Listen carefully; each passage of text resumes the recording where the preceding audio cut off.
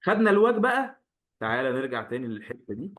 الموديل هنا ده الواك 23.7 نبدا. ده بقى اللي هنحسب عليه ايه؟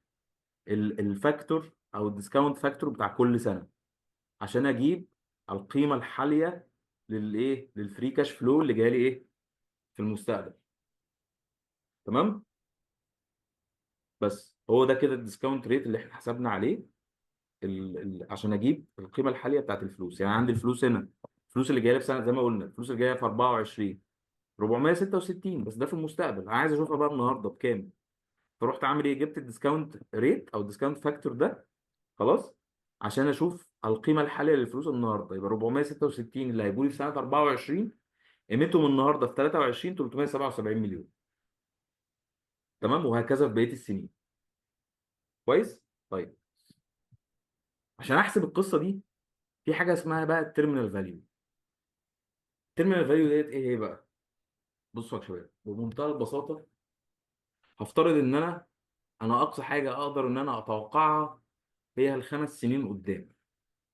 خلاص. بالموديل ده. طيب لو احنا خدنا قرار ان الشركه دي احنا هنبيعها، فبعمل حاجه اسمها بحسب حاجه اسمها التيرمينال فاليو. ايه بقى التيرمينال فاليو؟ اللي هي قيمه التخاطر. ان انا هبيعها النهارده.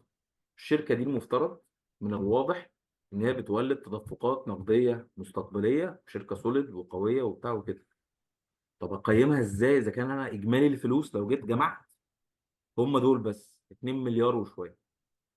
لا، ما هو انت خد بالك بقى ان الشركه دي هتفضل تنمو ان ذا فيوتشر. بعد 5 سنين كمان هتفضل تنمو فور انفينيتي، الى ما لا نهايه، لغايه لما ربنا يتولاها بقى وتقفل، تقعد 20 سنه 30 سنه وبتاع. بس انا لازم اخد حق الكلام ده.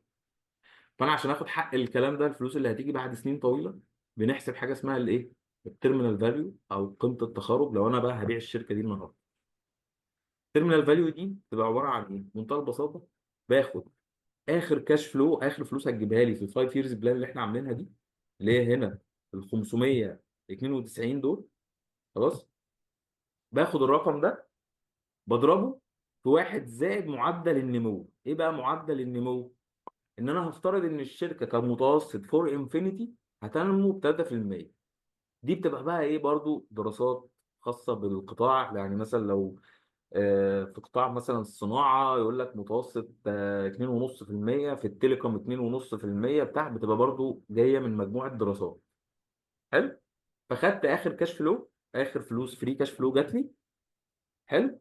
ورحت ضاربها في واحد زائد معدل النمو اللي هو الايه، ال 3% اللي احنا حاطينه هنا فرضيه 3%. طب انت وانت بتعمل الشركه بتاعتك تجيب معدل النمو ازاي؟ ممكن تجيب دراسه عن الصناعه نفسها. يعني خليني اوريكم حاجه كده. لو انت بتعمل سيرش، خلاص، عشان تجيب الدراسه بتاعت الصناعه نفسها او القطاع اللي انت شغال فيه، سواء كان قطاع تيليكوم، قطاع اي حاجه، هوريك كده دراسه سريعه. طيب دي دراسه كان عاملها، شايفين كده الشاشه؟ تمام. دي دراسه كان عاملها بنك الجزيره، شركه يعني تبعه اسمها الجزيره كابيتال، عن قطاع الاتصالات في السعوديه. تمام. فهنلاقي هنا طبعا دي الدراسه كامله عن قطاع الاتصالات. فهننزل مثلا، كانت بيج كام؟ 11 11 اهي. بص هنا كاتب ايه بقى، ما اعرفش انتوا شايفينه ولا لا. كده شايفينها. تمام. هو هنا بيقيم قطاع الاتصالات بشكل عام، ان الشركات المستحوذه على قطاع الاتصالات في السعوديه هنا اكبر 3 شركات هي موبايلي وزين واس تي سي. تمام. واكبرهم طبعا على الاطلاق هي اس تي سي. فجايب هنا، بصوا هتلاقي الديسكاونتنج كاش فلو وحاسبها بالطريقه اللي احنا كنا بنتكلم فيها. ادي الايبت، جايب الايبت بتاع السنين كلها، وادي الديبريشن والامورتيزيشن والتشينج في الوركينج كابيتال والكابكس، وادي الفري كاش فلو، وجايب البريزنت فاليو بتاع الفري كاش فلو زي ما احنا ايه وضحناها دلوقتي. كويس.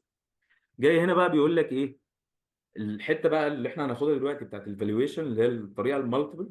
خلاص. فبيقول لك وي فاليو ذا كومباني with 50% weighted to DCF، اللي هي الحته بقى ان هو خد 50% كويتد دي سي اف. وبص بقى حاطط لك هنا ايه بقى، ان التيرمينال فاليو، خلاص، اللي بتاع الجروس 2.5، وكان متوقع ان الواك 8.1. تمام. فالمهم انت هنا خدنا اخر كاش فلو، ضربناها في واحد زائد معدل النمو، ورحنا قاسمين بقى ايه سعر الفايده بتاعت الواك على معدل النمو، عشان يديني الكاش فلو ال 2.9 من 10 دول. دول الكاش فلو فور انفينيتي، لغايه لما الشركه بقى ايه دي اقصى نقديه هتجيبها في خلال السنين اللي جايه يعني. خلاص. فدي التيرمينال فاليو. اخر سنه بس اللي احنا حطيناها، خدنا التيرمينال فاليو ديت بلس الكاش فلو بتاع السنه ديت، وجمعناهم على بعض، ورحنا جايبين ايه البريزنت فاليو بتاعته. انت اصلا لو جمعتهم على بعض كده هتلاقيهم كام؟ 3.5 مليار. لما تجيب البريزنت فاليو بتاعتهم هتلاقيها مليار و200. حلو الكلام. طيب، ده كده الفري كاش فلو نقدر نجمعه بقى خلاص، لان ده كده شامل التيرمينال فاليو. فالشركه دي القيمه بتاعتها الحاليه لو انا هبيعها واحصل فلوسها كاش هي 2.4 من 10. خلاص. هو هنا حاطط البريزنت فاليو بتاعه الفري كاش فلو 2.4، ماشي، اللي هي الانتربرايز فاليو او الاي في. طيب دي الفلوس اللي انا لو خدت قرار هبيع الشركه النهارده حالا، هي هتجيب لي كام؟ 2.4 من 10. تمام. ال 2.4 من 10 دول بقى ده فلوس، بس انا النهارده عشان خاطر ابيعها عايز اعرف صافي القيمه الحاليه اللي الفلوس دي، فلازم اخصم منها الديون اللي عليها، اللي هي التوتال ديت اللي احنا ايه وريتها لكم من شويه بنجيبها ازاي.